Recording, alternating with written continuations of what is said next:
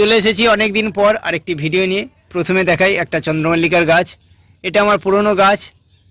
এই টবের মধ্যে এই গাছটাকে একবারই বসিয়েছিলাম, তারপর থেকেই বছরের পর বছর ধরে টবের মধ্যে এই গাছটা রয়ে গেছে এবং প্রতি বছরই প্রচুর পরিমাণে ফুল দেয়। ফুল ফোটা শেষ হয়ে গেলে গাছের পুরনো ডালপালাগুলোকে একদম মাটির সমান করে কেটে দিই, আর মাটির ভেতর থেকে যে নতুন ডালপালাগুলো বেরিয়ে আসে সেগুলোকে আমি রেখে দিই।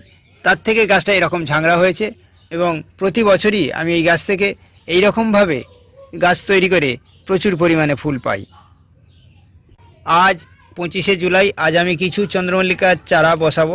ছোট্ট ছোট্ট চারা নিয়ে এসেছি নার্সারি থেকে।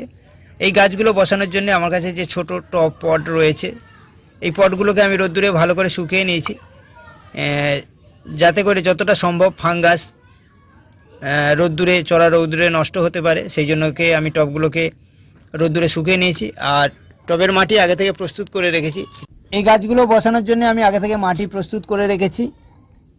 শীতের ফুল গাছ বসানোর জন্য কী ধরনের মাটি প্রস্তুত করবেন এই নিয়ে আমার চ্যানেলের মধ্যে ভিডিও আছে। আপনাদের যদি মনে হয় আপনারা সেই ভিডিওটা দেখে নিতে পারেন।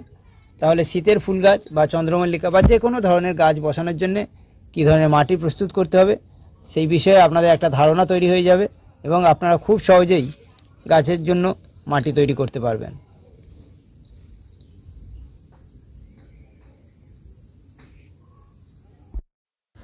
যে কোনো ধরনের চারা গাছ বসানোর জন্য এই রকম ছোট্ট টব ব্যবহার করবেন, তাহলে সেটা গাছের পক্ষে খুবই ভালো হবে। যদি বড় টবের মধ্যে এরকম ছোট চারা গাছ বসানো হয়, সেখানে অনেক বেশি মাটি এবং অনেক বেশি জলের মধ্যে গাছটা বেড়ে ওঠার পক্ষে খুবই অসুবিধা হতে পারে। সেই জন্য ছোট্ট চারা গাছ বসানোর জন্য এরকম ছোট টব ব্যবহার করা গাছের পক্ষে খুবই ভালো।